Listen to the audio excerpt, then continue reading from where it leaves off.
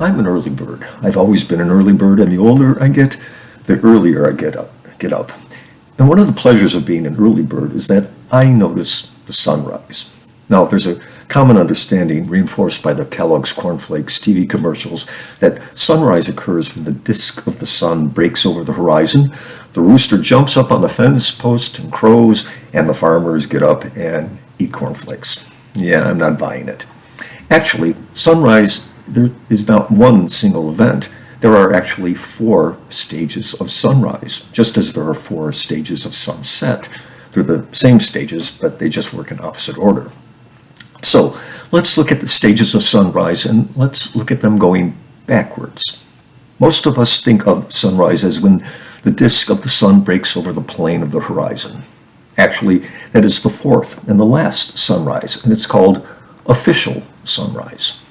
But 20 to 30 minutes before official sunrise, when the sun is still 6 degrees below the horizon, we have civil sunrise.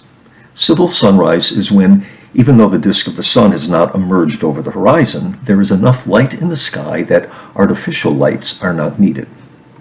But 20 to 30 minutes prior to civil sunrise, when the sun is 12 degrees below the horizon, there is nautical sunrise. Nautical sunrise is when there is enough light in the sky to see the horizon and distinguish between land and sky. Nautical sunrise is a very critical time for sailors who are in the middle of the ocean and trying to navigate. But even before nautical sunrise, 20 to 30 minutes earlier, when the sun is 18 degrees below the horizon, we have astronomical sunrise.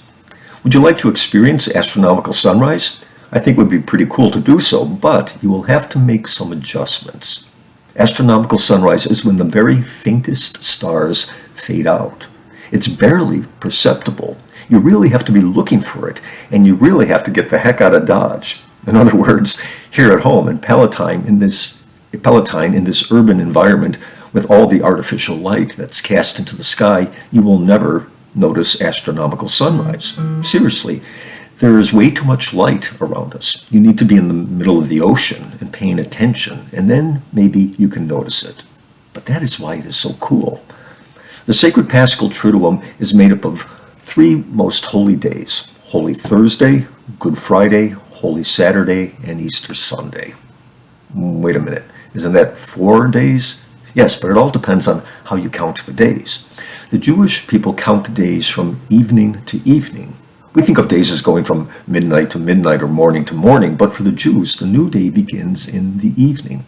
So, the first day of the sacred Paschal Triduum is the day of the Lord's sacrifice in the Eucharist and on the cross, and it goes from Thursday evening to Friday evening.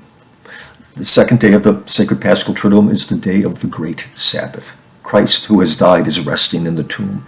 Actually, he's really not resting. He's descending into the lower world, the realm of the dead. There he meets Adam and Eve. He takes them by the hand and leads them and all the souls present out of the lower world, out of the realm of the dead, past the middle world, the earth, and into the upper world, the heavens, to be with God. And when does he do all of this? He does it at astronomical sunrise, in that early, quiet, delicate moment when, unless you are really paying attention and really looking for it, you miss it. That is why we begin our celebration of Easter on Holy Saturday evening, the beginning of the 3rd day of the sacred Paschal Triduum, the day of resurrection. We begin in the darkness of night. We light a fire. We bless it. And from that holy fire, we light the Paschal candle and proclaim it to be the light of Christ. Then that light spreads as the people in church light candles from the light of Christ until the entire church glows with that holy light. This is the wonder of the resurrection. We usually think of it as an obvious, amazing, spectacular moment, but I really don't think so. I think the resurrection is subtle, silent, gentle, like astronomical sunrise. Before we know it, Christ is risen.